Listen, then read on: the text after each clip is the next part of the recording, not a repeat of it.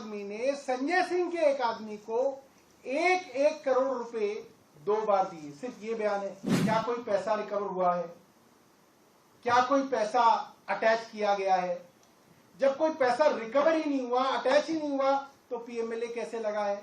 इसका कोई जवाब। 21 तारीख से चीजें बदलनी शुरू हुई। आज 2 अप्रैल को मंगलवार के दिन आम आदमी पार्टी के ऊपर जो संकट था, वो संकट मोचक हनुमान जी ने कुछ संकट कम किए हैं। आज देश की सबसे बड़ी अदालत सुप्रीम कोर्ट के 3 जज बेंच ने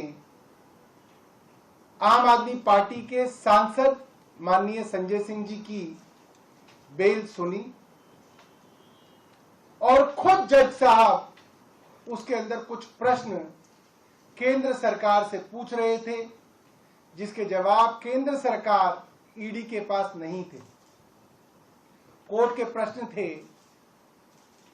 आप कह रहे हैं कि दिनेश अरोड़ा ने इस दौरान जेल में बंद होने के बाद, जेल में रहते हुए, सरकारी गवाह बनने के बाद उसके 10 बार बयान लिए गए। 10 बार। उन 10 बयानों में संजय सिंह जी के बारे में कोई बात नहीं कही गई। 10 बार के बयानों। उसके बाद दिनेश अरोड़ा को दोबारा गिरफ्तार किया जाता है और उससे 11वां बयान लिया जाता है।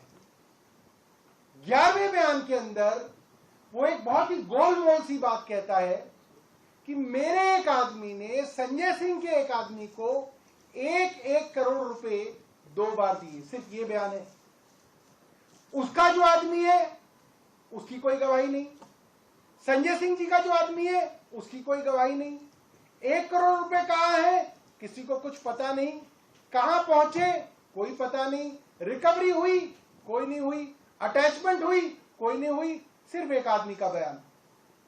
एक आदमी का बयान जो 10 बार बयान दे चुका है और संजय सिंह जी के बारे में कुछ नहीं कहता, उसके ऊपर दबाव डाल के 11वां बयान कर लो और आप राज्यसभा का वो सांसद उठा लो जो केंद्र सरकार से सवाल पूछता है एक आदमी के बयान पे। इसका जवाब केंद्र सरकार के पास नहीं था। सुप्रीम कोर्ट का दूसरा सवाल था, क्या कोई पैसा रिकवर हुआ है? क्या कोई पैसा अटैच किया गया है? जब कोई पैसा रिकवर ही नहीं हुआ, अटैच ही नहीं हुआ, तो पीएमएलए कैसे लगा है? इसका कोई जवाब ईडी के पास नहीं था, केंद्र सरकार के पास नहीं था। अंततः सुप्रीम कोर्ट ने यह कहा कि यह कैसे मान लिया जाए कि एक गवाह ने 11 बयान दिए, उसमें से 10 आप कूड़े के कचरे के डब्बे में डाल दोगे और एक बयान आप जो उन्होंने संजय सिंह के खिलाफ दिया उसको आप दे दोगे कोर्ट में। ये कैसे फैसला कर सकते हैं आप? बाकी 10 बयान आपने रिकॉर्ड पे क्यों नहीं डाले हैं?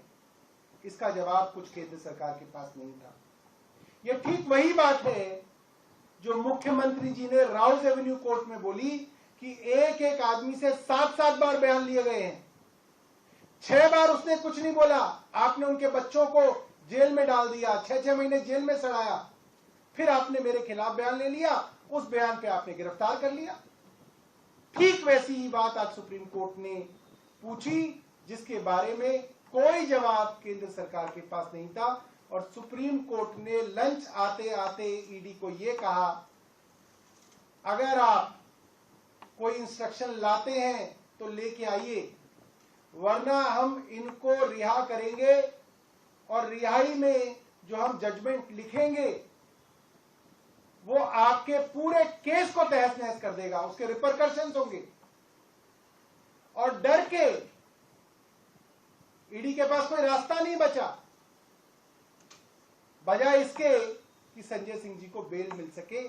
और एक फाइनल बात मैं आपको बता दूं कि जो सेक्शन 45 है पीएमएलए का, जिसकी वजह से अक्सर बेल नहीं मिलती, वो इतना कठिन और क्रूर सेक्शन है।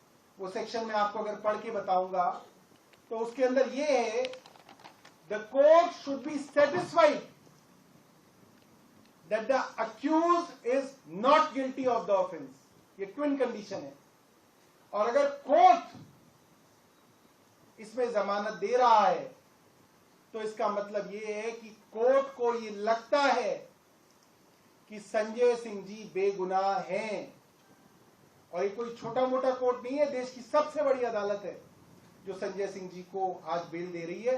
मुझे लगता है कि आज पूरे देश की लोकतंत्र के लिए बहुत बड़ा दिन है, बहुत खुशी का दिन है, बहुत उम्मीद का दिन है कि शायद कुछ लोग अब जेल से बाहर निकल के इस देश के लोकतंत्र को बचा लें।